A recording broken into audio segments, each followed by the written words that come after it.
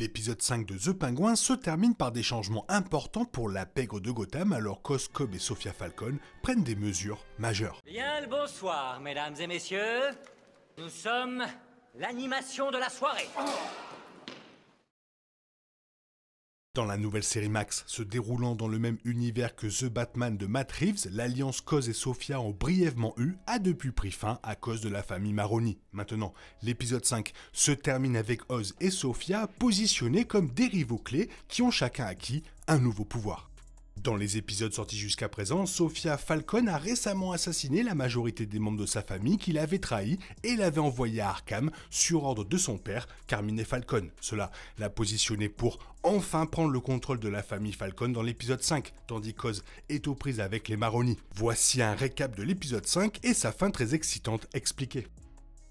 Après avoir gardé Johnny Vitti en vie pour sécuriser l'argent introuvable de son père et apparemment légitimer son nouveau leadership, Sophia Falcone se tient avec confiance devant les hommes qui travaillaient pour sa famille. Portant le manteau qui appartenait autrefois à sa mère, Sophia choisit de prendre le nom de naissance d'Isabella Gigante ainsi que d'en faire le nouveau nom de sa famille criminelle dans l'intention de tuer l'héritage de Carmine à l'avenir. Cependant, Sophia tire une balle choquante dans la tête de Johnny après qu'il s'est prononcé contre cette idée, tout en offrant également aux hommes l'argent de Carmine pour garantir cette loyauté.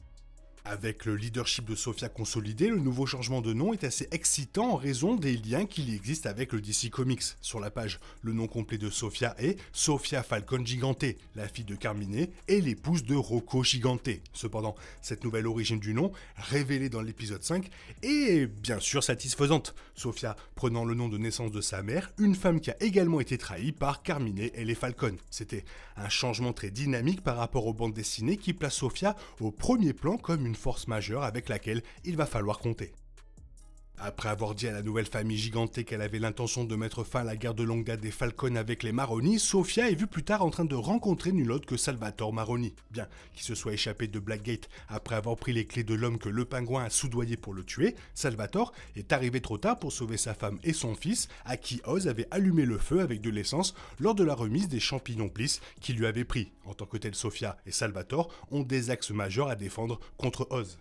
Grâce à Sophia Gigante, Salvatore semble convaincu qu'une alliance entre leurs familles a plus de sens. Bien que l'élimination d'Oz soit probablement leur priorité absolue, ils se tourneront ensuite vers Gotham, avec l'intention de prendre le contrôle total du crime organisé de la ville en tant qu'organisation commune extrêmement puissante. Naturellement, cela s'avérera sans aucun doute être un défi majeur pour Oz, qui ne dispose pour l'instant que de 2 sauts de Bliss ayant survécu à sa rencontre avec les Maroni, bien qu'il ait des alliés des Falcone qui aient raillé sa cause. Même si Oz continue d'éliminer les menaces sur son chemin vers le sommet, la fin de l'épisode 5 prouve que les plus grands défis sont encore à venir. Cela est particulièrement vrai maintenant que Salvatore Maroni est apparemment allié à Sophia et au nouveau Gigante. Cependant, Oz et son bras droit Victor découvrent un avantage clé à la fin du nouvel épisode, le système de tramway souterrain abandonné et oublié de Gotham. Se souvenant de son existence en tant que lieu qu'il avait l'habitude d'explorer avec ses frères avant leur mort, l'épisode 5 se termine avec Cobb disant à Victor que les tunnels souterrains et la plaque tournante des tramways sont prêts à devenir une nouvelle base d'opération. Grâce aux 2 sauts de Bliss qu'il possède encore, Cobb confirme que l'humidité sera parfaite pour faire pousser encore plus de champignons. Cela permettra au pingouin de construire sa propre base de pouvoir grâce à cette nouvelle drogue récemment introduite à Gotham. En conséquence, il sera fascinant de voir ce qui se passera ensuite maintenant qu'Oz et Sophia sont rapidement devenus les 2 acteurs les plus puissants de la paix de Gotham City. Le visage du crime à Gotham a déjà été intrinsèquement modifié dans les épisodes publiés jusqu'à présent. Cependant, cela ne fera qu'évoluer encore plus une fois que Cobb et Gigante entreront finalement en guerre pour de bon dans les épisodes à venir.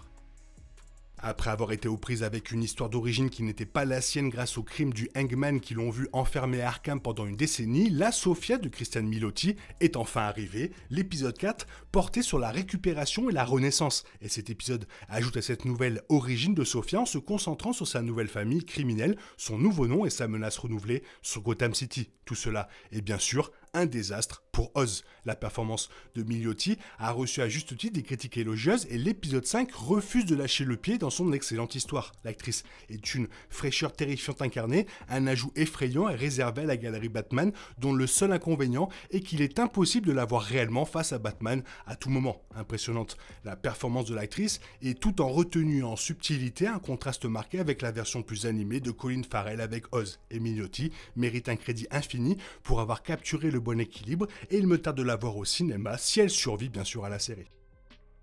Cet épisode est à la fois très présent dans ses moments narratifs, leur laissant le temps de vraiment laisser une trace, et aussi très concentré sur la suite. C'est souvent un équilibre difficile à atteindre, mais la série est une histoire magistralement conçue, capable de manipuler le public dans des directions inattendues, mais jamais volées, et techniquement, la façon dont cet épisode est tourné donne l'impression que David Fincher est venu pour une consultation rapide. Le seul vrai problème, et je me répète car je suis vieux, le manque de reconnaissance du pingouin pour les personnages disparus de The Batman. L'absence de Batman ressemble maintenant à une expansion consciente du ton incertain de la fin de The Batman et de son avenir. Mais ne pas avoir Jim Gordon impliqué, même à distance, dans les retombées de la guerre des gangs de Gotham, c'est vraiment étrange. Il y a au moins une allusion à cela grâce au retour du chef Mackenzie Buck, mais même l'ombre de Gordon n'est toujours pas apparue. L'épisode 5 n'est pas aussi monumentalement bon que son prédécesseur, mais il s'agit d'une série véritablement brillante de haut en bas et c'est une joie de la recommander. Encore un excellent épisode, ça sent bon pour la fin de la saison. Toi, qu'est-ce que tu en as pensé? N'hésite pas à me faire savoir ce que tu en as pensé dans la zone commentaire. Sinon, il est temps pour toi de reprendre le cours normal de ta vie. On se retrouve bientôt pour une nouvelle vidéo. Bisous, bisous, bye bye. Il est impossible de compter sur les autres de nos jours. On est obligé de tout faire soi-même. Je me trompe? Rien de grave, j'avais tout prévu. Où va le monde, je vous le demande.